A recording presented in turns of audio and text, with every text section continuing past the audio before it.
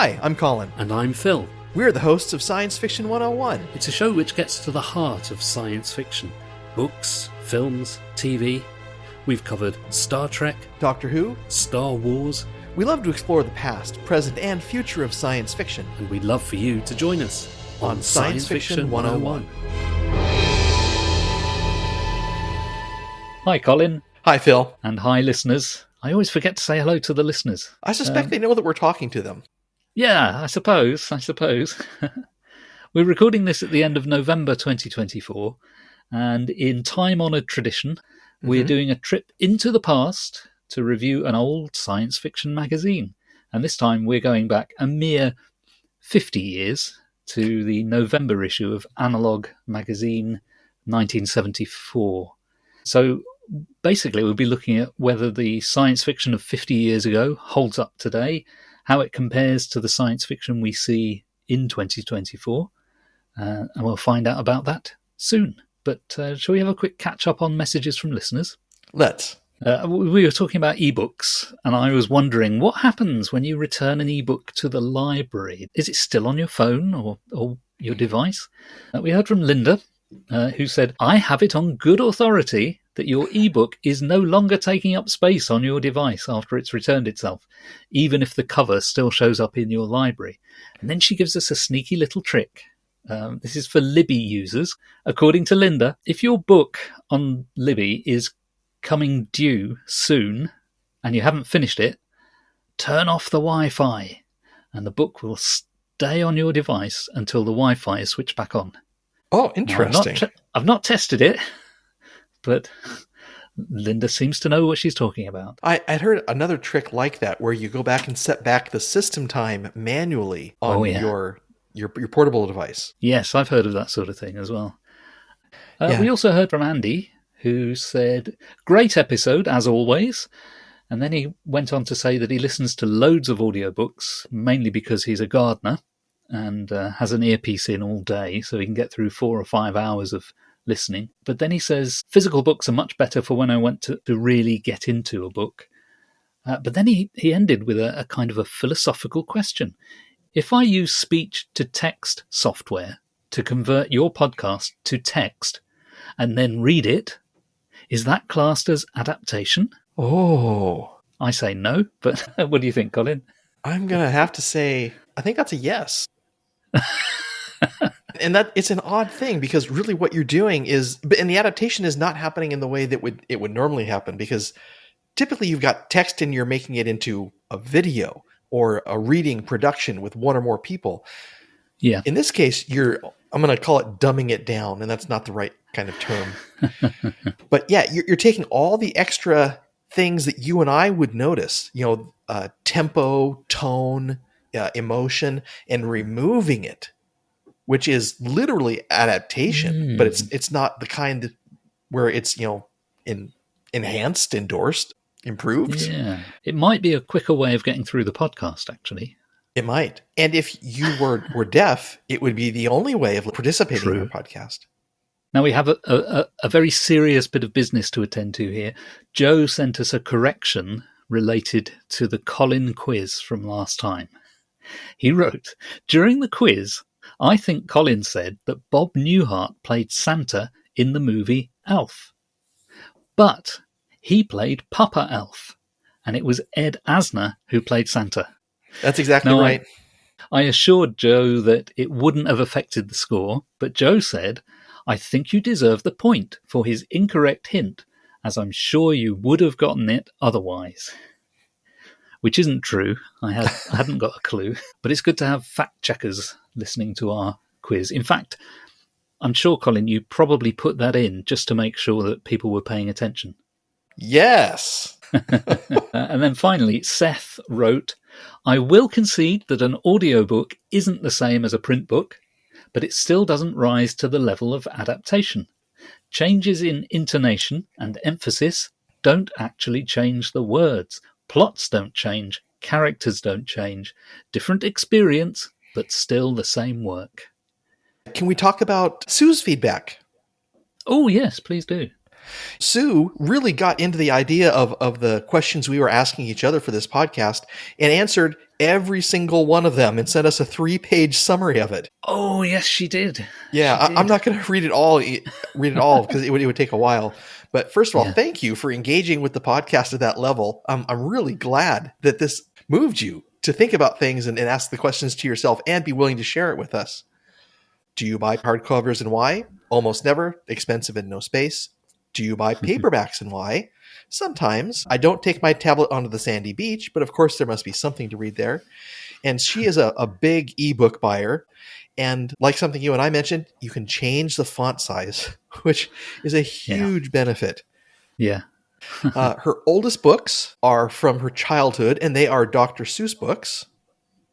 There was a great talk about the differences between listening and reading. And it kind of mirrors, I think, the idea of death of the author, the idea that a person's reading of the book is always different from the author's reading of the book.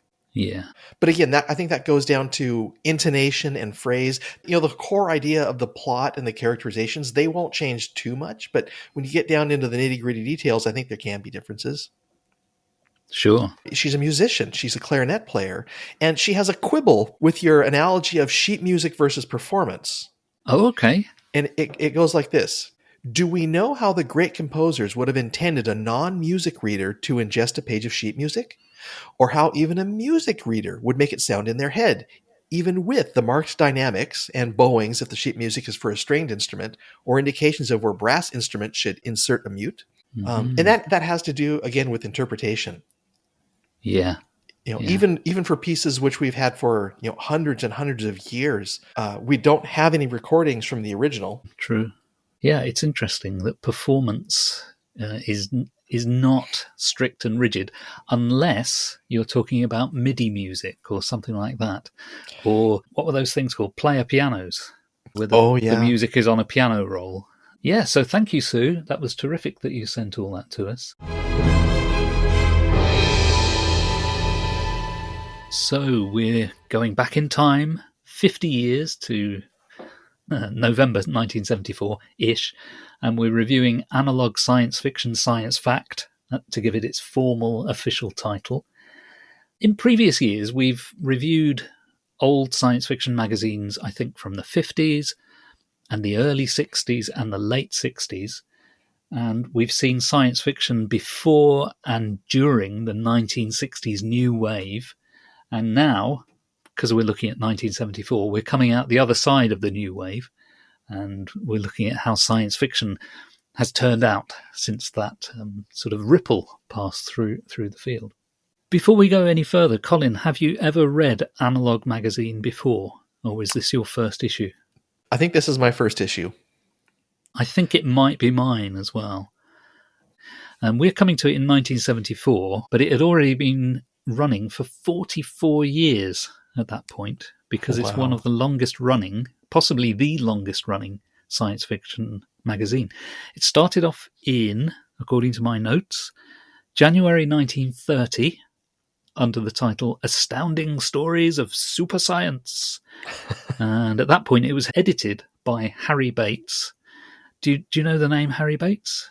Oh, I should. Didn't he write? No, maybe. Go on. He wrote the story that The Day the Earth Stood Still is based on. Yes, which was Return to the Master? No. I think Farewell to the Master. Farewell to the Master. Yeah. So Harry Bates. So that was back in 1930. I don't know how long he edited it for, a couple of years, I think. And then at some point, the most famous editor of the magazine came along, John W. Campbell, and he edited it from March 1938 through to his death in 1971. So over 30 years under the same editor, which is quite astonishing. And that meant that Campbell had a very big influence, not just on this magazine, but on the field of science fiction. And it's usually said that Astounding was the magazine that defined science fiction. He was very interested in making sure that all science fiction stories had a firm basis in science. And he worked with authors such as Asimov and Heinlein and A.E. Van Vogt, the sort of the so-called golden age science fiction writers. So what we know of as golden age American science fiction came very much from John W. Campbell's shaping of the field. Under his editorship, it changed from Astounding Stories of Super Science to Astounding Science Fiction with a hyphen between science and fiction up to 1946. And then the hyphen disappeared for some reason. And then from 1960, the magazine transitioned to a new title. It went from being Astounding to being Analog. And I think when it became Analog, it was subtitled Analog Science Fact and Fiction. So it was a sort of an attempt to modernise the magazine and re-emphasise the connection between science and fiction. And then Campbell dies in 1971, and the editorship is taken over by Ben Bova, who stays in post for about 6 years. And then he leaves to go off to edit Omni magazine, which was a wonderful, glossy magazine. And Ben Bova, if he's known today, it's probably for the novels that he wrote, because he was also a novelist as well as an editor. And he wrote the Grand Tour series, which includes novels called Mars, Return to Mars, Jupiter, Titan. So as we join this magazine, November 1974, Ben Bova is editing it, and he's been there for nearly 2 years. And the magazine has begun to change a bit under his editorship. And that's where we are. What was your first impression, Colin? The first thing I noticed was on the second page. There's an advertisement for the Air Force in here. And I thought, well, this is interesting. It's 1974. It's just after the Vietnam War in the United States. Yeah. And when I would think of a time of counterculture and anti-government, on the second page of a science fiction magazine, there's an ad for the Air Force. And I'm wondering if that was if it was put in because they were great payers for advertisements. Because it's a full page ad. It's not a partial one. Yeah. And I wonder how the community accepted that. Interesting. I think there is a long-standing military science fiction thread running through Analog. And I think we'll see that in one of the stories that we review. But now you mention it, that is quite striking, because this whole magazine struck me as being a very masculine magazine, in inverted commas around masculine, because all the writers are male. Mm-hmm. All the editorial staff are male. I don't remember many female names being mentioned at all, apart from in the book review column. Now, that in itself doesn't tie you to the Air Force, because today's Air Force is not just male, it's male and female. But in 1974, it was mostly men. Certainly was in the UK. Yeah, I wonder if it ties in with that it was seen as a predominantly male magazine and we need male pilots. Yeah, or scientists or engineers or... Yeah. The ads I noticed were the smaller ones. There's a page of ads in there where you see an ad for a windmill, solar cells, a Curlian photography kit for photographing people's auras, pyramids for sharpening your razor blades, biofeedback monitors. This era, the early 70s, was the height of pseudoscience. And I'd kind of forgotten that. This was the era of UFOs and Bigfoot and basically everything you ever saw in an episode of The $6 Million Man. I wasn't prepared for those kind of adverts. Complete charlatanism under the guise of science, but it's not, It's science fiction and science fact. You just have to pick which ad is which. Did you notice the ads in the magazine about the games? Can you remember what they were for? One looks like a classic large-scale military simulation. It's called Strategy and Tactics. And for mere dollars, you can get this very large board, a set of rules, a bunch of tokens, various countries' military information, and then you can do your own simulated wars with your own maps. Wow. And the second one is a little more interesting because it's also a strategy and tactics game, but it's all built on space exploration and commerce. And of course, these were pre-computer games, weren't they? We're talking about physical games that you would lay out on a table. Yeah, now let me think. In 74, there may have been a few server-based games. You would log onto the server through your terminal and Yeah, request time sharing and then yeah. run the program. And then it's been so long since I've read about these, I don't remember all the details, but they would have been very simple games, probably in the line of Zork, dungeon crawlers. Yeah. There's no time for the kind of immediate interaction you get with today's games. Yeah, yeah. Moving on to the first piece of written material, the proper content of the magazine, I think that's the guest editorial, which is by James Gunn. And it becomes clear as you read it that what James Gunn is doing is responding to an earlier editorial by Ben Bova. And did you go back and look at that, the Bova editorial? I did. I wanted to know the context that James Gunn, Dr. Gunn, was responding to. And so that editorial in June 1974 was written by Ben Bova, and he has two big concerns in that editorial. The first one has to do with the quality of science fiction media that's being produced, and we're not going to talk about that too much. But his immediate concern was science fiction teachers and their qualifications. And again, in the idea that we're talking about a very male-oriented magazine, he's talking about a leggy young blonde lady who is relating the story of how she came to teach the science fiction course at her university. So she goes to the dean of the university and says, "Hey, we don't have a science fiction course." They have a discussion. It turns out she's fairly well read. And then the dean says, "Well, obviously you're our expert on the subject that I know of. Why don't you teach this?" And there's a lot of worry about what this will do for turning people off to the genre. There's talk about qualifications, which really kind of starts to sound like gatekeeping. Absolutely. And rather slightly sexist as well. Well, yeah. And I was I'm wondering, why does the fact that she's a leggy young blonde have anything to do with her capabilities of reading, enjoying, or teaching about science fiction? Absolutely.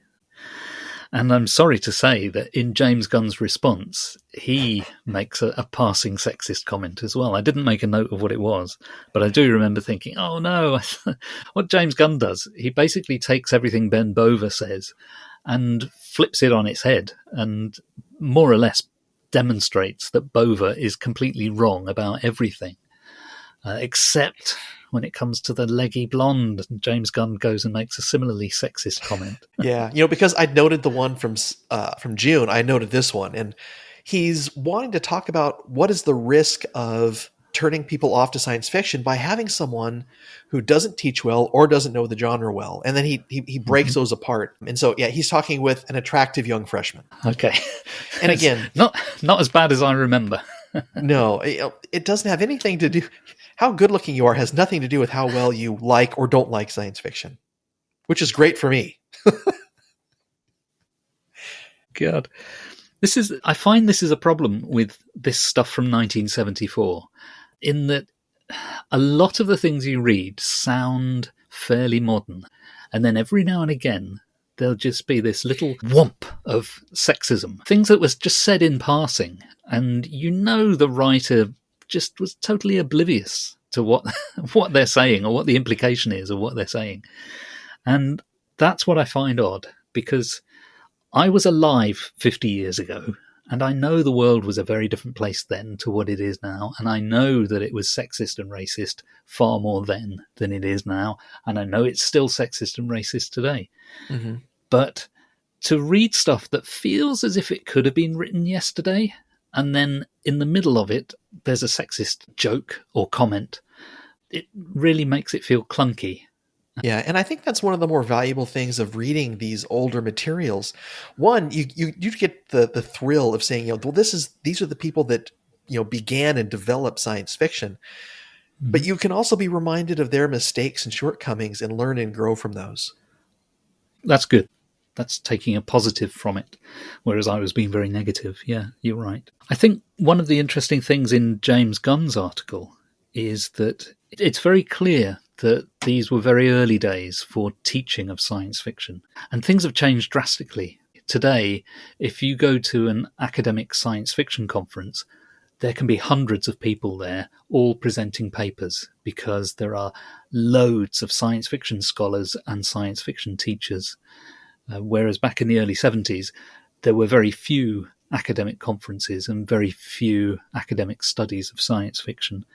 And I would say fairly acceptable within academia to research into science fiction or aspects of it. But it's good to look at what Gunn was talking about and the kinds of experimentation people were doing in different ways of teaching science fiction, because you can link science fiction to science, of course. You can also use science fiction for teaching futurism or futurology or whatever you call it when you're trying to extrapolate from the present into the future. But you can also look at science fiction as literature and examine it in terms of the words on the page, in the same way that you might study Dickens or Shakespeare. So there are so many different ways of approaching science fiction. And I think in those early days, nothing had been set in stone. James Gunn was one of them. He was one of the leading teachers of science fiction. For our listeners who don't read tons of old science fiction or follow stuff as deeply as you and I do, James Gunn, you may recognize that name because that's the founder, or the person who it's named after, the Gunn Center for the Study of Science Fiction, which awards the John W. Campbell Memorial and the Theodore Sturgeon Memorial Awards. Yeah. And, at the time, like you mentioned, he was a science fiction author and a teacher of English at the university that he was at. Yeah. And so he was eminently qualified to talk about, what happens when you teach science fiction. And even though Bova had this idea of the in-group, the people like us who might read science fiction magazines and go to the Worldcon or other things, he brought up the fact that every discipline always started with unqualified people. Yes. So for the first business school, who had the certification rights for those teachers, the first engineers, everyone always started with people with ability and interest and moved on to develop teaching programs and certifications and requirements. And so it sort of starts from nothing. It has to find a subject matter, and it then needs to develop its own, in the case of something like science fiction, needs to develop its own canon so that people know what's worthy of study. And the fact that everybody who teaches science fiction puts together a book list or a reading list is helping to define a canon. And obviously over time that changes, it expands, it contracts, it moves in different directions. But it needs to start somewhere. The other interesting side note was there's a brief mention in Dr. Gunn's editorial about Analog's 1974 readership. Did you pick up on that number? Oh, I did, but I can't remember. 180,000 readers monthly. Uh-huh. Now, if you look at today's numbers, Clark's World runs about 20,000. Asimov's runs about 20,000 with half online. Uncanny, which our listeners will recognize of having made very popular award-winning short stories for the last few years, their readership is 4,000. Wow. So this one magazine back in 74 was bigger than any of today's magazines and possibly bigger than all of them put together. Exactly. Wow. I wonder what Analog's readership is now. Oh, I don't know. I hadn't thought about trying to look up their readership. Yeah, that would be really interesting to find out. I didn't look into that. I tell you what I did look into, though. The cost. The 1974 issue cost 75 cents, or 40p if you're British. In today's money, if you take inflation into account, that would be $4.60 for an issue, or £3.71. And I looked up today's subscription prices, and if you subscribe to Analog today, it will cost you $4 a month. So they've actually kept the price reasonably competitive. It's not published as often as it used to be. It used to be a monthly, and now it's published 6 times a year. Yeah. Shall we go on to the first story? Yeah. You don't sound very keen. Well, I was surprised because I've read Alfred Bester in the past. I read The Demolished Man. Yeah. And I really enjoyed that story. It's the first Hugo Award-winning novel from 1953. Yeah. And I thought, well, here now I can read something he wrote almost 20 years later. And I tried and I could not get into this story. It's this funny stream of conscious kind of style of writing, and Yeah. I think it's very supposed to be very lighthearted in nature, but the jokes Mhm. just weren't hitting for me. Yeah, yeah. I just found it very meandering. For the listeners, we should say it's a story called The Indian Giver, and it's actually part one of a serial. And the serial later on was put together as a novel called The Computer Connection, and that came out the following year, 1975. So part of the reason why we chose this issue of Analog to read is because it had part one of a serial. If we'd gone for the one for the following month, we would have been faced with reading part two of a serial, and I thought that would be too confusing. So we went for this one. But I think it's still confusing. It's a very, as you say, stream of consciousness kind of story. Now, you've got Bester, he's one of the golden age science fiction writers. He was, as you say, active in the 50s. I think after he wrote a couple of really dazzling novels in the 50s, he went into comics, and he wrote for comics for decades. And then he returns to science fiction with The Indian Giver and The Computer Connection. And from his work in the 50s, which, as I say, was dazzling, and still is dazzling. If you read it today, some really good stuff there. He was influential on writers like Ellison, Samuel Delany, and many of the new wave writers. And now he comes back and he's writing science fiction again in the 70s, and it's still kind of dazzling, but it doesn't make any sense. What's the story about? I've got all sorts of notes here, and I don't know if I remember very much of this. The first note I've got is we follow a character called, I'm going to assume it's pronounced Gwig, Guig, who is a member of a population of immortals, and each one of these immortals has a false identity or persona, and they do stuff such as assassinations and rescuing people. That's about the best blurb I can come up with for this story. I'd say you're right on the money. Yeah. I guess the other thing they're doing is they're hiding their identities. Yes, but why are they doing that? It's the whole, we're different from other people, and we don't want to be exposed for what we are. Yeah. Maybe the Highlander scenario almost. Right, yeah. And of course, a lot of the famous people through history that we would recognize their names, they're all immortals. So there's JC. Yeah. Or JC, rather, who was JC Jesus Christ. I think Lucretia Borgia was in there. Yeah. There's Samuel Pepys. Samuel Pepys. Yeah. I kept on like Gwig. I was trying to think, who would he be that we might recognize from history, and I could never tie it to anything. I couldn't even finish the story. Oh, really? Yeah, I think I got to the point where the young 13-year-old girl who could listen in on the airwaves was in love with her professor. And I'm like, okay, this is one of these bits where the magazine sort of said, I'm from the 70s, because, you have this... according to my notes, Gwig owns this 13-year-old. The 13-year-old is called Fee, and people keep suggesting that he's in a relationship with her, and I kept thinking, no, please don't be. And it's just horrible. The one bright spot of the story is that one of the characters, who I think is called Sequoia, is a Cherokee character who has a PhD and works at JPL. And there is some stuff in there about Cherokee culture and language. But of course, this is written by an author who is not Cherokee. So I don't know whether it's accurate or not. I don't know to what extent this is cultural appropriation by Alfred Bester, and to what extent it is an honest reflection of real Cherokee culture. I just don't know. Yeah, I didn't even get to that part. Oh, really? Okay.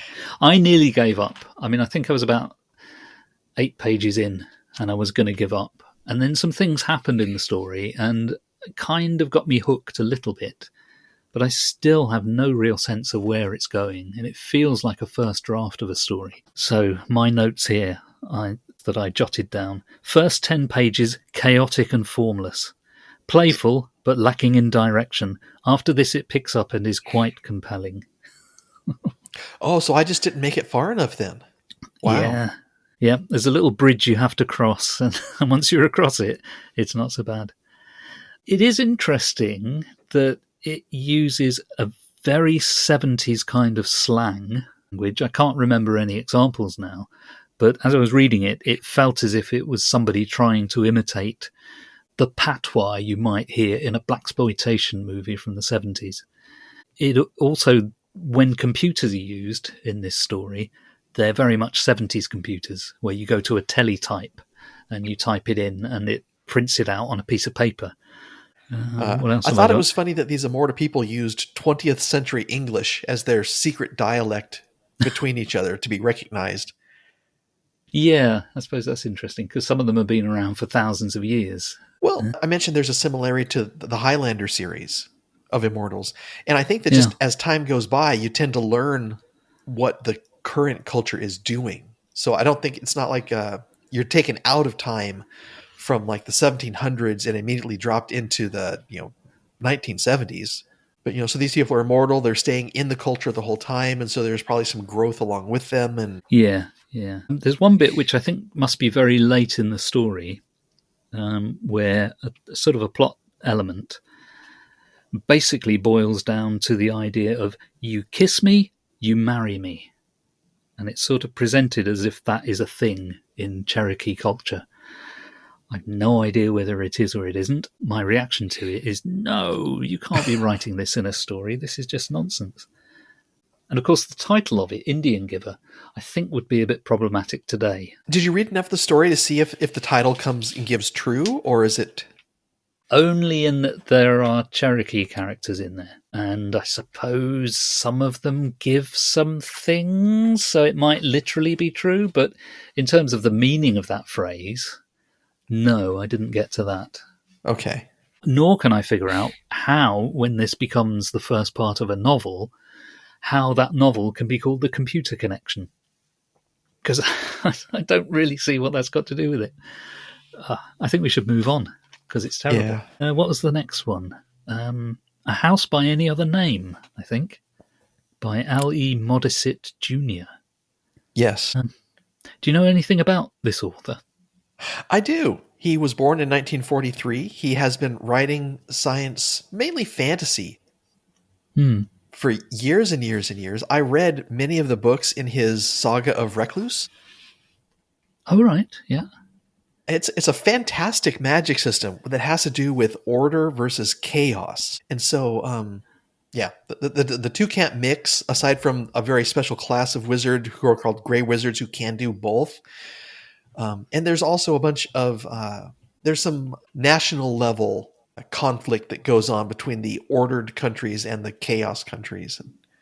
It was good. Okay. I had never read his science fiction before, but I enjoyed this story. Okay. I'd never read any, and I don't know that I even knew the name. I had to look him up, and nothing that I saw rang a bell, but I could see that he was incredibly prolific. Still is, in fact. He's had 2 new novels published this year, so he's still going. What I found interesting was that he was 31 when this story appeared, and this was really very early in his career. This is just his second published piece. And the story... this is one that I find difficult to recall in my mind, but fortunately I've got some notes. And what I noted down is we follow Dr. George Graylin, who is some sort of bureaucrat who is given an investigation to carry out. And the investigation is to why in Denver wages have gone down and unemployment has gone up in the construction industry. Now that doesn't strike me as a very dramatic thing to investigate. I think, therefore, I found this story very, very difficult to engage with, because it was sort of, who cares?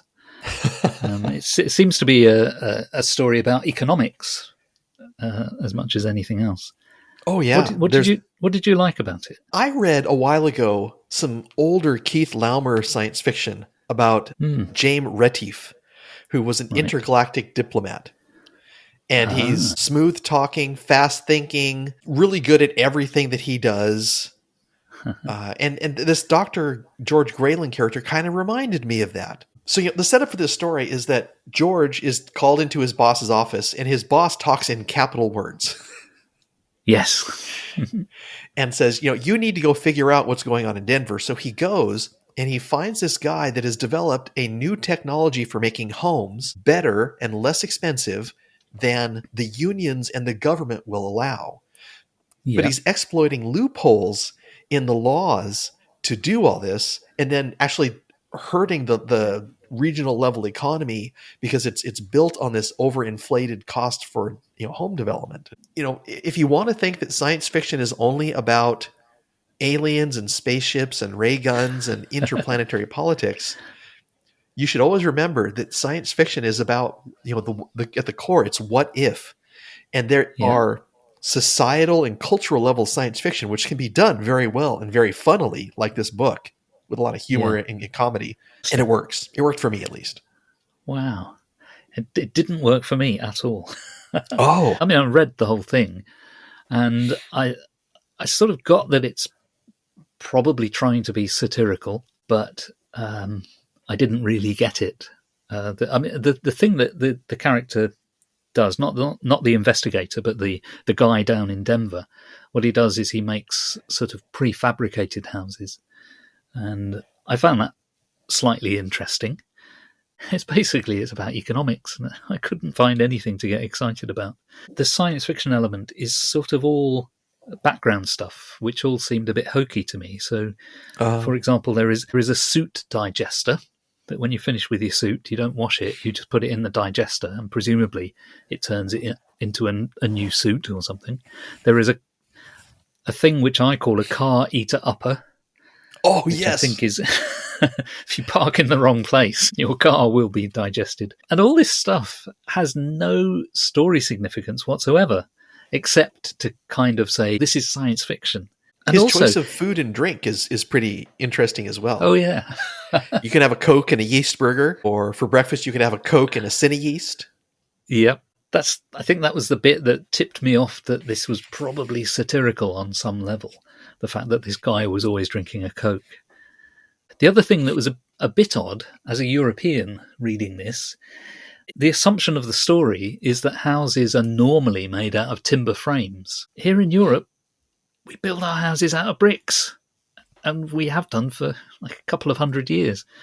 So the idea of using something other than wood doesn't seem like an economic threat. So I wonder whether this is an American anti-union satire. I wasn't really sure where the story stood on unions, whether it was making fun of unions or whether it was sort of feeling sorry for unions because of what this guy is doing to destroy the industry. Yeah, Grayland discovers that this guy has found a new way to make houses. And it's important, I think, and it's not I really would like to have read this a couple more times to try and pull this all out. But I want to say it's anti-establishment, the entire story. Right. The man that is upending the economy in Denver is black. And he is mainly servicing black communities. And he's building these factories to build the homes for the black communities next to those communities so that they can all have jobs. And then part of the discussion that Grayland has with the government in Denver is talking about the high prices forced on homes because of union wages and how that's all going to get upended because in 4 to 10 years, this guy is going to completely remake the home building industry nationwide. Right. So, he talks to the union guy and gets compromises from him. He goes to the federal government and gets permission for the VA and other places to buy houses from this guy because he wasn't union and that wasn't allowed, but he's doing it better than everybody else. Okay. Yeah, maybe there's more to it than I was able to draw out then. Yeah, it's subtle. It's never mentioned directly, but it comes out from, especially when he's talking to Houseman. Yeah. And the guy's name, T.O. Houseman, Takeover Houseman. Is that what it meant? Yeah, so at the end of the story, he tells this to the guy, one of the Yeah. government people. It's like, if you had paid attention to the people you were dealing with, especially Houseman, and Yeah. looked at how he spelled his name, you would have realized what's going to be coming. So Houseman is able to get around the union restrictions because if 85% of the people in a community all agree, they can set up their own housing district with its own individual Yes. laws. And Yeah. so, yeah, so there's always a talk, it's talking down about the union, it's talking down about the government, it's exploiting loopholes. And a lot of these loopholes are, according to the main characters, holding back development. That makes sense. I think the only other comment I've got on it is that the story seems to be full of lots of phone calls. Well, they're sort of Zoom calls, really. They're video phone calls. But he seems to spend a lot of his time phoning people up. And all of the phone operators and all of the receptionists are women. Yep. So this is another one that made me think, God, we're back in that time once again. And on the matter of race, I simply made a note that one character is specifically called out as being black for valid story reasons. So that's not a problem. But the fact that one character is identified as being black and the others are not identified in their ethnicity tends to suggest that all the others are white. Because that's the world as it was in 74. It was a default white world. Yeah. So again, ties it very much to that era. Shall we go on to the next piece? Yes. Actually, the next one is the essay, isn't it? It's the science essay, which is by Thomas A. Easton, and it's called Life is in the Stars. And it's all about the origin of life. And I found this quite engaging. It's a little bit out of date in terms of its science, but it was an interesting enough piece discussing how on Earth life could have started on the Earth, and therefore whether it's likely that life could start anywhere else. The things that I noted is that the essay was written long before deep sea vents were discovered. It's now thought that deep sea vents are a candidate for where life may have begun in the first place. And indeed, life may still be being created in deep sea vents. The trouble is, if life is being created from nothing today, it very soon will be eaten by life. So it's very hard to have somewhere where life is spontaneously generating now. But like 4 billion years ago, you could have life springing up anywhere on the Earth, potentially. Yeah, there's less competition. Yeah, that's right. And the other thing that's changed since this essay was written is he talks about us sending probes to the planets. Well, now we've done that. We've had landers on Mars, visits to the outer planets and to the moons of Jupiter and Saturn and so on. And I think, if anything, we have found less life than the author thought we would have. I think he was of the opinion that if you go to Mars, you'll probably find a bit of bacteria there. And if you go to the moons of Jupiter, you'll probably find some out there. So far, we haven't found anything. But yeah. I thought it was an interesting piece. I did a bit of background reading on Thomas Easton, and I found that he was also at the beginning of his career. He published his first science fiction in this same year, 1974, at the age of 30. And he went on to write many science fiction books as a kind of a sideline to his main career, which was as a biologist. So again, we're seeing somebody at the beginning of a career rather than Alfred Bester, who's the sort of middle-aged man of the issue. Yeah. It's a nice blend. New writers, older established writers that are recognized. Yeah. Apparently, he also became Analog's book reviewer in 1979 and did it for about 20 years. No, 30 years. Every time we read one of these essays from a science fiction magazine, I'm impressed that people keep publishing them. And it talks about how good science fiction writers, I think, are always educating themselves about science and other developments so that the things they write can be more plausible. Yes, I think that's right.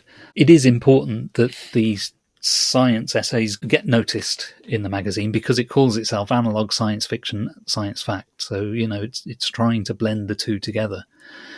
And it's only one essay out of the entire issue. whereas we've got, maybe half a dozen stories. I thought it was a very good essay, very interesting. But if we move on to the next story, because this is Science Fiction 101, not Science Essay 101, we've got When No Man Pursueth by Spider Robinson. What do you know about Spider Robinson? Spider Robinson was born in 1948, and he is most well known for the Callahan series of books, but he has been writing science fiction and fantasy for a long time. Yes, and he is not connected to Kim Stanley Robinson. But if you ask Google what is Spider Robinson's real name, it will tell you Spider Robinson's real name is Kim Stanley Robinson. Oh my goodness. And then it gives you a biography which is a blend of two totally different people's lives. So do not trust AI, people. It will lead you astray. Yeah. Apparently Spider is Spider Robinson's real first name now, but it's not the name he was born with. But apparently it's a bit of a mystery. He doesn't tell anyone what his original name was, and even Google doesn't know, so it has to make stuff up. Well, if he wants to be known as Spider, more power to him. Absolutely. I calculated that he was about 26 when this story was published. So again, we're talking about somebody at the beginning of a career. Actually, his first story was published in February 1973, so this is 1 year or nearly 2 years into his writing career. And as you say, he went on to write loads of stuff and pick up Hugo's, Nebulas, Locus Awards and so on. Do you know where the title comes from for this story, When No Man Pursueth? No. Oh, I had to look it up because I thought that sounds like a quote. That's not the kind of title you would just make up. And apparently it's from the Bible. And the full phrase, I didn't note where in the Bible this appears, but the full phrase is, "The wicked flee when no man pursueth, but the righteous are bold as a lion." So there you go. And that does describe our main character, Fleming. It does. So what have I got here? I wrote, this is a fun, fast-moving adventure with something of a twist. It is deliberately, knowingly written like a hard-boiled, old-fashioned pulp adventure. Yeah. And frequently makes jokes about that. So I kind of expected Analog to have some old-fashioned stories, but I thought they would be old-fashioned without knowing that they're old-fashioned, if you see what I mean. But this was one that is written as if it's old-fashioned, but it's also sort of winking at you as it's doing it, which I thought was quite fun. Yeah, it leans into the trope and then, has fun with it in several ways. Yeah. And the hero, he thinks of himself as a kind of a James Bond figure. But I think, in the end, he turns out to be wrong about everything. Oh, he's completely ignorant about what's going on around him. Yeah. But he thinks I'm it, I'm everything. I'm suave. I'm in control of the situation. But he's sort of wrong about everything that happens. There's an alien called Greenie. That's the name for the species. And there's a woman called Nandi. I didn't think it was terribly deep, and I still don't know really what the point of it is other than to have a bit of fun. It did strike me as being post-New Wave because there's some sex in there. Mm-hmm. Here's the twist. I've just got to the bit with the twist in my notes. I'd forgotten this. At the very end of the story, here's the spoiler. If you don't want the spoiler, turn away now.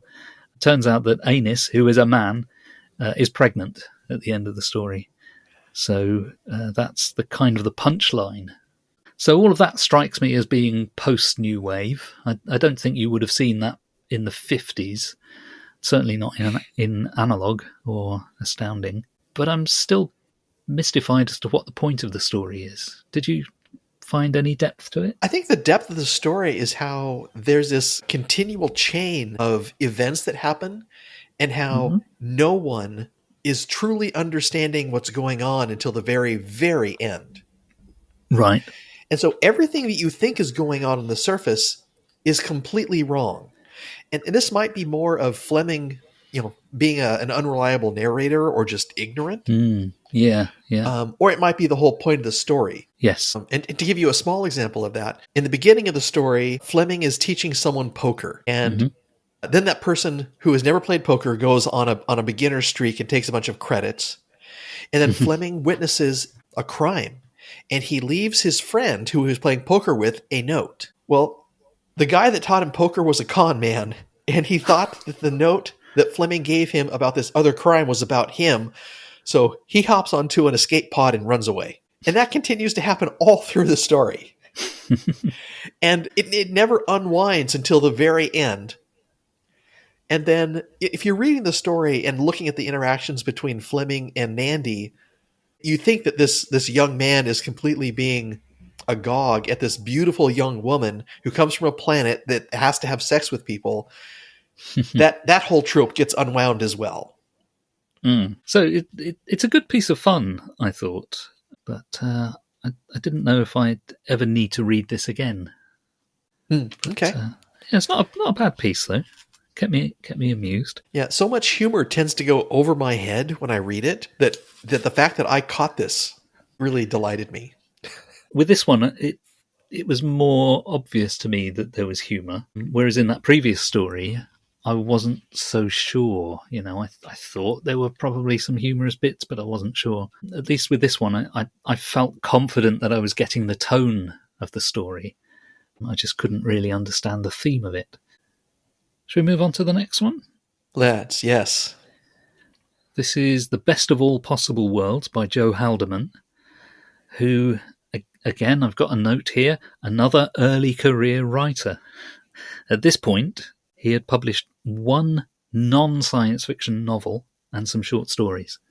And he had just started off on a sort of a new strand of stories, and this is the third of a series, actually. I mean, it's not announced as such in the magazine, but I read it first, and then I went and looked it up and learned that it's the third story to be published in a particular sequence, which later he turned into the novel The Forever War, which is still his most famous novel, and one which I read years ago, but I hadn't remembered much about it. Joe Haldeman is still with us. His most recent novel was published, I think, 10 years ago, but he's still around. I saw him at Worldcon. Oh, did you? Okay. Yeah, he and his wife were there. They were delightful.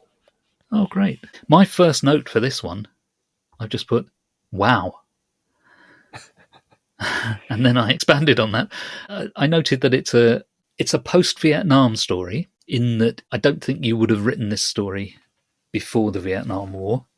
I think there's a very definite shift in the attitude that people take to war that is different post-Vietnam to what it was pre-Vietnam. I thought this was powerful.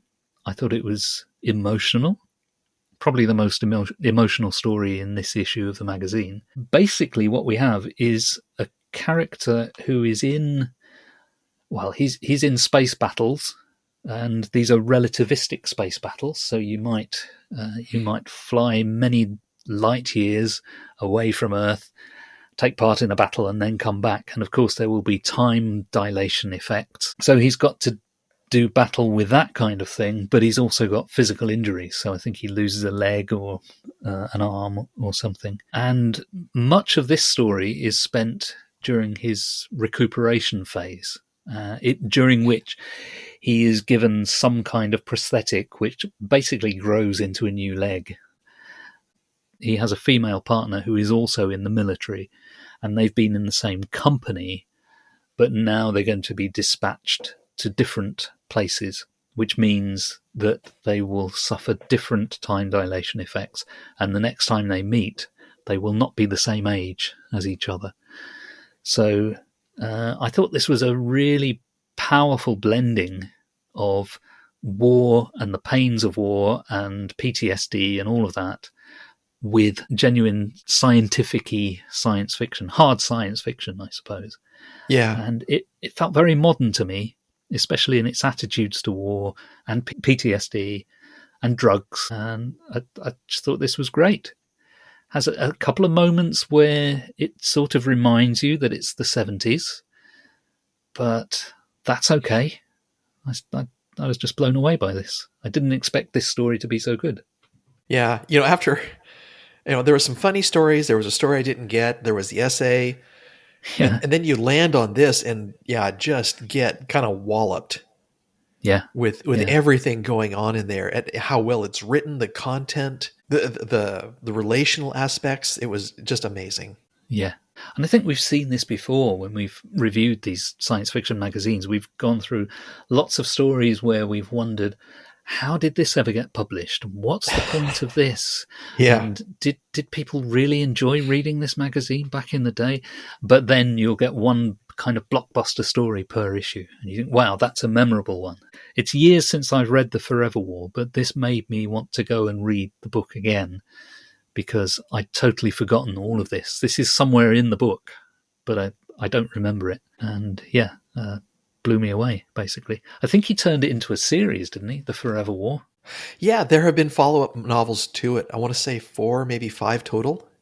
Have you read them? I have not read any Joe Haldeman except for this short story, but now I do want to read more. Right. So I think this is the good one of the issue. I mean, we've still got a couple more to go through. Oh, just one? Oh, yes, one more story. That's right. Yes. Shall we move on to the one more story? Yeah.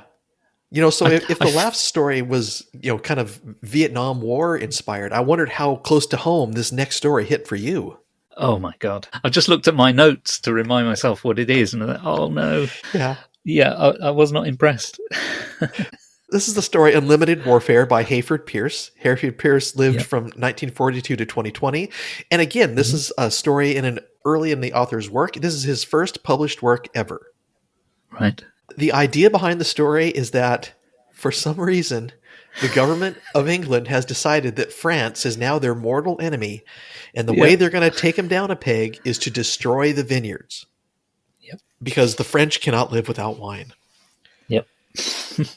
Now, this makes the French people very unhappy, and they retaliate against the English by destroying all tea. Yep. And it's an extremely short story. I think it's maybe 6, maybe 7 pages long. Yeah. And it consists of this original story idea about how we're going to get the French.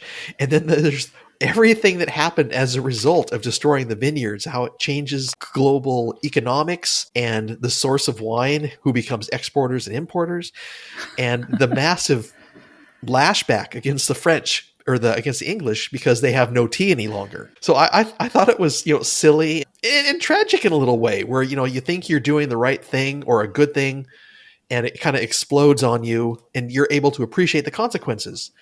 Especially given today's political climate in the United States, I think that's a very valuable lesson to learn. Yeah. I mean, you're absolutely right in terms of its satirical intent. I think it's spot on, really. And it kind of reminded me in some ways of, there's a type of comedy film called Ealing comedies. I don't know if you're familiar with those.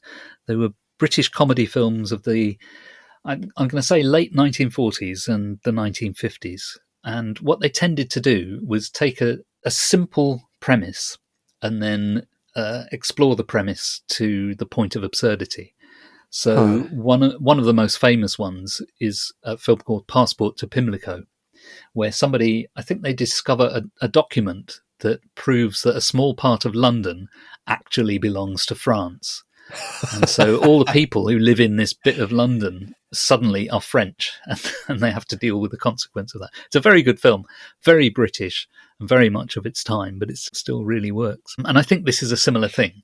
It is a what-if story. It's what if the British did this. But of course, what this is all built on is very stereotypical views of what the French are and what the British are. And it is true that the British tend to see French people or the French nation as the enemy, even though we are not at war and we haven't been at war for a very long time. There is a kind of rivalry between the UK and France. So in a sense, he's right, but it's very stereotyped. And especially the whole thing of the French being dependent entirely on wine and grapes. It's just ridiculous, but yeah. It did make me wonder, what would you do to the United States? Would you take away soda? or pizza Ooh, or I think you'd have to. television or McDonald's, I was thinking. oh that yeah or Starbucks, sure. Yeah, except, yeah, I suppose so. That's a good question. I'm going to have to ponder on that.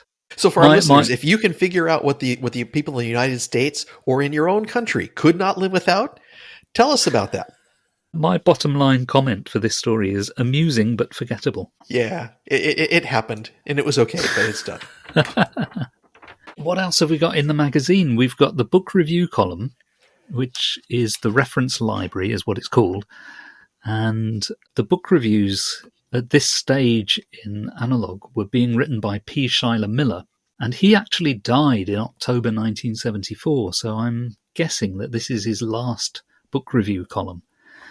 And he was a science fiction writer himself. I think he was 62 at this point. Mm-hmm. So he was a writer and a critic, and he was also a technical writer. But I don't think there's much of any substance in the book reviews that he did. He reviews one book, which I have and I love, which is an anthology edited by Robin Scott Wilson called Those Who Can, which is a collection of science fiction stories with essays by the authors. It's a wonderful book intended to help people teach science fiction. But apart from that, didn't see anything compelling about the book review column. And then there's the letter column, which is called Brass Tacks. And I suppose the most notable thing, actually there's two things in there. One is that a guy called Thomas Clarison writes in to comment on Ben Bova's rant about teaching science fiction. So that ties in with James Gunn's essay at the beginning. Thomas Clarison was another person who was at the forefront of science fiction in education. So another person who knows what he's talking about. And what's the other one? Somebody who I didn't recognize the name, Andre J. Ditter, I think. Don't know who that is. But they wrote in not to complain about sex, but to complain about what they called, and I quote, crypto-leftist tendencies, which are a betrayal of the Campbell tradition. So this is somebody writing in to complain to Ben Bova and his editorial policy. And Ben Bova, it takes a very neutral stance and says, we publish stories from all ends of the political spectrum. He's a very good diplomat, Ben Bova. Yeah, I scanned the letters just really quick and nothing particularly stood out to me. Right. Now, before we go any further, a thing they do, we discovered, in Analog, is they do this thing called the Analytical Laboratory, where they get the readers to vote on the best stories. And then in a future issue, they publish the results of the poll. And it's sort of done on the basis of first place vote, second place vote, third place vote, and so on. And so the perfect story, if I understand their voting system, the perfect story would come out with a score of 1, I think. Mm-hmm. Is that right? Yes. And the bigger the number, the worse the story is, basically.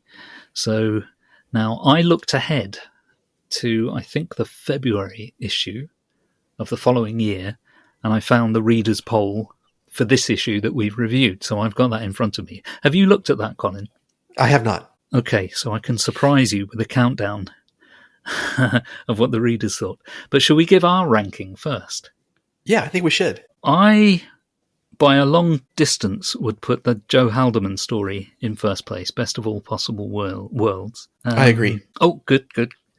In second place, I think I'm tied between Indian Giver by Alfred Bester and When No Man Pursueth by Spider Robinson. I think the Robinson story is probably the better story, but it's quite slight. And I think Bester might be trying to do something a bit more ambitious, but I'm not entirely certain of that. So I've sort of placed those as joint second, really. And then I've got Hayford Pierce's Unlimited Warfare, the England and France story. I've got that in fourth place, and the Modicit story I've put in last place because I didn't really get it. So you've got Haldeman in first place. What's your second, third, fourth, and fifth? You know, with the exception of the tie, we agree almost exactly. Oh, right. Okay. So, Yeah, we're willing to give, Mr. Haldeman another, $100 bonus. And he's earned it. Yeah. Yeah, so my first one is The Best of All Possible Worlds. My second one, standalone, is When No Man Pursueth. Hmm. Below that, I have Unlimited Warfare. Below Yep. that, I have The Modest Peace, A House by Any Other Name. Right. And then because I couldn't even finish The Indian Giver, I gave it a fifth. But if I could, I'd probably Yes. give it a sixth or a seventh. I think I've been more generous because I've a feeling there is more to it. And the fact that it is part one of a novel rather than a short story in its own right, I'm willing to give it the benefit of the doubt. I probably shouldn't, because as a reader, you haven't got the rest of the novel in front of you at this point. Maybe I should say I withhold judgment until I've read the rest, but I'm never going to read the rest because this first bit isn't good enough for me to want to read the rest. So, now, do you want to know the reader's poll? Yes. This is what the Analytical Lab scores were. In fifth place, the readers in 1974 put Unlimited Warfare by Hayford Pierce. In fourth place, they put A House by Any Other Name by Modicit. In third place, they put Spider Robinson and When No Man Pursueth. In second place, they put Best of All Possible Worlds by Joe Haldeman. And in first place, they put Indian Giver by Alfred Bester. So really, they just shifted The Indian Giver from where we put it to the top, and everything else agreed with us. Well, that's true. Yeah, pretty much. Yeah. But yes, they've put Bester at the top. And the score that the Bester story gets is Wine 1.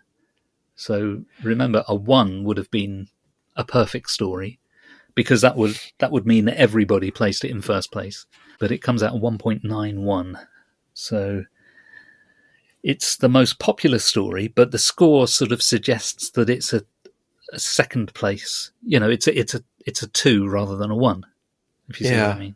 And that surprises me, because the Bester story is not that good. And I can only assume it's the old man of the field effect. This is people recognizing here's one of the guys from the good old golden age coming back to give us a story for today. Yeah. It's the same kind of thing as when in the 80s Isaac Asimov came back into the field and Arthur C. Clarke came back into the field after like a decade away. And they sort of start receiving Hugo nominations and Nebula awards and stuff. It's not because the work was that good. It's more because people... It's like giving a Lifetime Achievement Award. We haven't given you an award before, so we think we ought to now. Yeah. Part of me wonders if we had read this in the 70s as, adult men, if we would have very different feelings about that than what we do now. Possibly, yes. Overall feelings about it. I've got 3, 6, 7 bullet points that I jotted down after reading this magazine. The first one is that Analog, or its predecessor, Astounding, has this reputation as being the hard science fiction magazine. But I think this issue actually demonstrates that isn't entirely fair, because in this issue there is some hard science fiction. There's also some humour, there's some satire, there's character-based stories. So it was a different magazine to what I was expecting in some respects, and in a good way. I kind of had this vision of Analog as being a particular kind of... I think I was expecting something that was quite right-wing and quite militaristic and really hard science fiction. But it's not. Certainly not in 1974. And maybe that's the Bova influence that people were complaining about, that it's actually changed its direction slightly from what it had been previously. But I think it was more enjoyable than I expected. I'd go so far as to say that this 1970s Analog looks a bit like a 1950s Galaxy magazine because of the satirical content, which I think is there in at least 2 stories, possibly 3 stories. I think I detect the influence of the 60s new wave in this 1970s magazine, mainly through the references to sex, which I don't think you would have seen in the earlier incarnations of the magazine, although it is very coy, I think, by today's standards. Yep. Sexism is rife in this issue, I think. The Spider Robinson story could be said to satirize that, which is good, but I'm not sure. It may not be satirizing that. It may be being sexist along with all the other sexist stories. The Haldeman story suggests a potential shift away from homophobia, but it's just a passing reference to, I think there's 2 female members of the military company who are in a relationship. Mm-hmm. And there's a couple of sentences about that. And that surprised me a little because I didn't expect to see that in 1974 analog. But I think that's all part of why Haldeman's story feels a bit more modern than some of the other stuff that we've read here. I was most struck by the presence of so many early career writers. That was really quite refreshing to see that, with the exception of Alfred Bester, almost everybody here was a new writer. And that, I think, is the real reason why the magazine feels a bit more modern than it would otherwise have been. And these people writing in about the political change in the magazine, I think it's just a new generation of writers coming in. And finally, it's my last comment, and then I'll shut up. Every contributor, as far as I can make out from my research, every contributor is a white male. And I'm sure that must have some link to the sexism in the magazine. Yeah. Yeah. I wonder if we actually, surveyed the rest of the issues that year and maybe the surrounding years to see if there were a mixture of authors coming in. And I don't know. Yeah. But we're just playing the random game, really, aren't we? We're just plucking one issue out, kind of assuming that it's representative. I suppose we could read all the rest. Do you fancy reading every issue that's ever been published?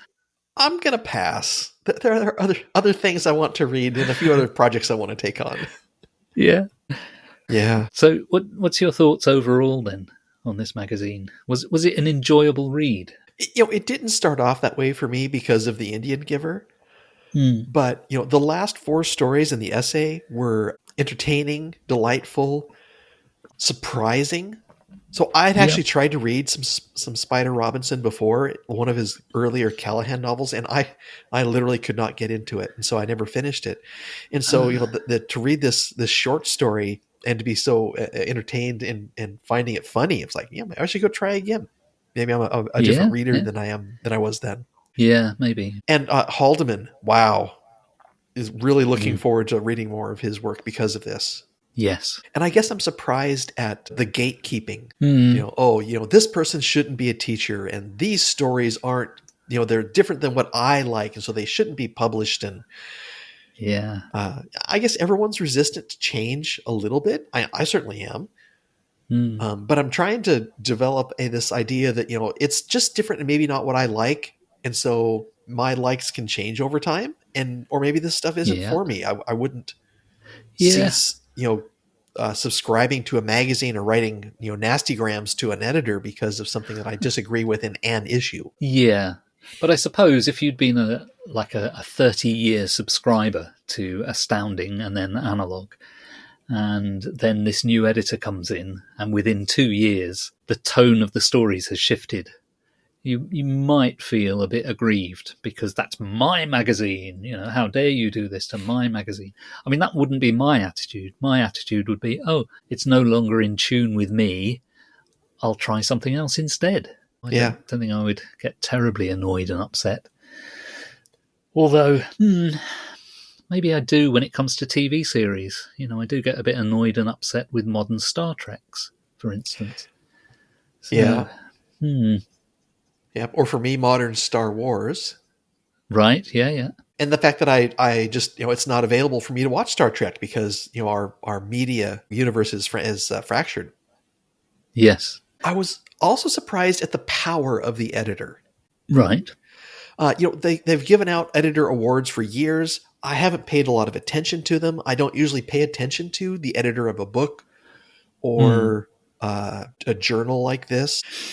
But as I was reading these, as I scanned the letters at the end of this issue, the change that came with Ben Bova was large, maybe Yes. overall beneficial to the science fiction community, but it was a big change and it rocked people's worlds. So it's something Yes, I'm yes. going to try and pay more attention to going forward.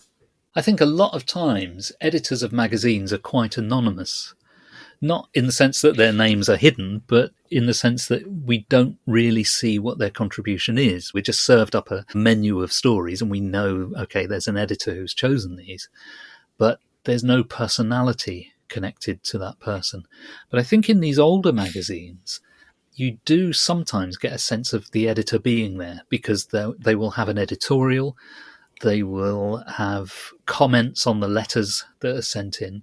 And I must admit, those magazines are the ones that I find the most enjoyable to read. I always like a magazine that presents some context for itself and where the stories are kind of introduced.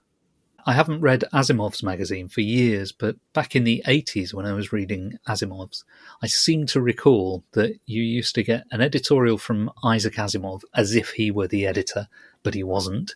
Uh-huh. And then you would have something that was written by the actual editor. And then I think each story had a little paragraph introducing it. So you got a sense of there being an editorial presence. And I kind of like, in the letters column, even in 1974, they're printing people's full addresses. Yes. This is something that you see right from the beginning of science fiction magazines, and it must have played a big part in the establishing of a community of science fiction, is that everybody could write to each other.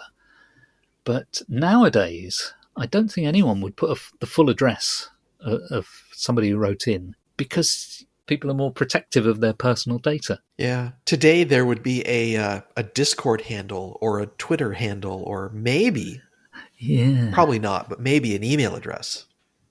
Yeah. All of which appear to give a way to contact the person. But all of those things are also a distancing, aren't they? They're kind of saying, if you want to contact me, you can use these forms of address, but you probably won't get a response. Whereas putting a full postal address for somebody is kind of saying, this is where I live. Come and visit. Send me a letter. So, 50 years since analog, and I think we should do our traditional follow-up, don't you? Which is to read a modern analog. Yeah.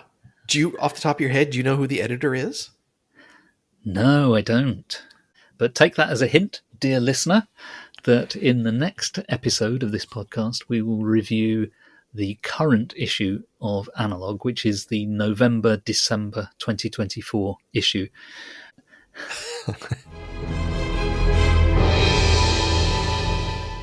Shall we move on to past, present, and future? Yeah, let's wrap it up. Okay. I've got a past item, which is Cinefex magazine. And this is a magazine which I don't think they're publishing it anymore, but it was the very best of the behind-the-scenes science fiction film magazines. So they would go in-depth into the making of various movies.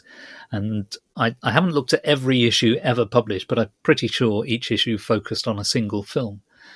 And they're particularly good for discussions of visual effects and technical stuff.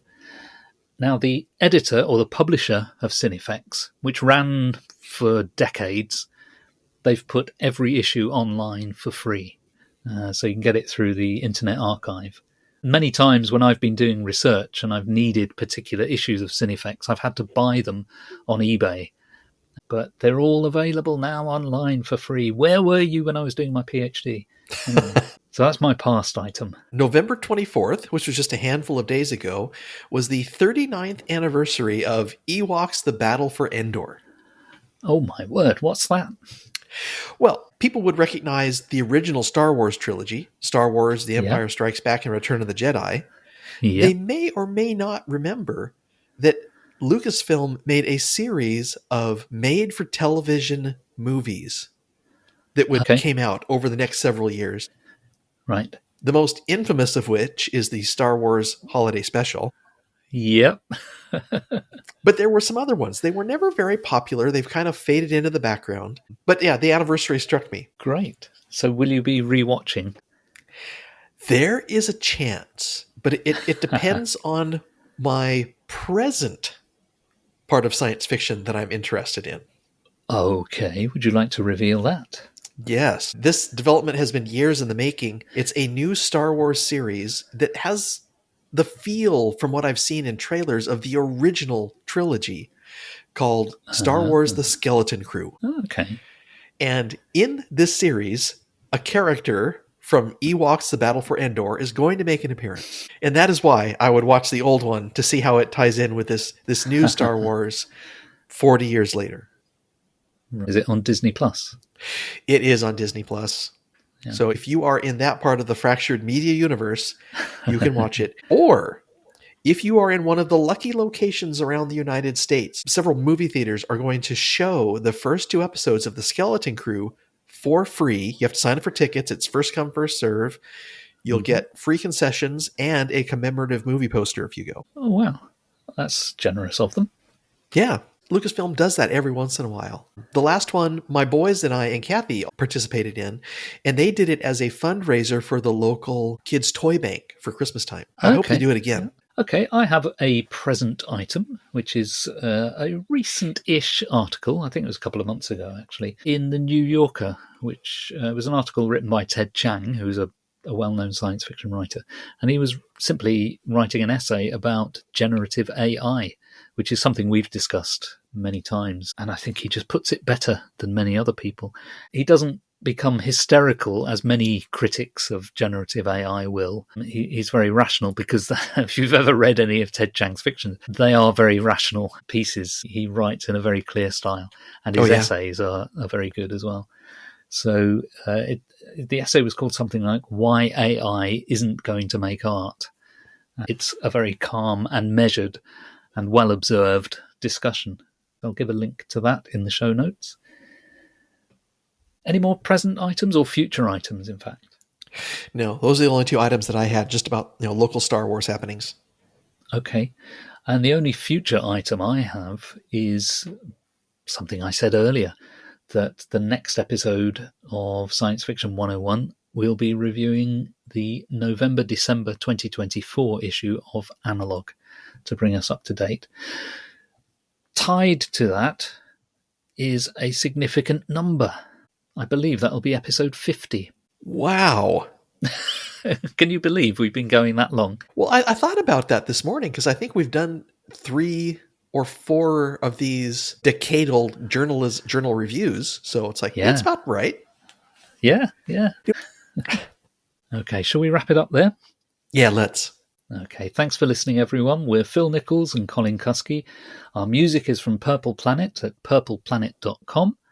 Please visit our website, which is 101sf.blogspot.com. And you can also find us on Facebook and Blue Sky. So thanks, folks, and we'll see you next time.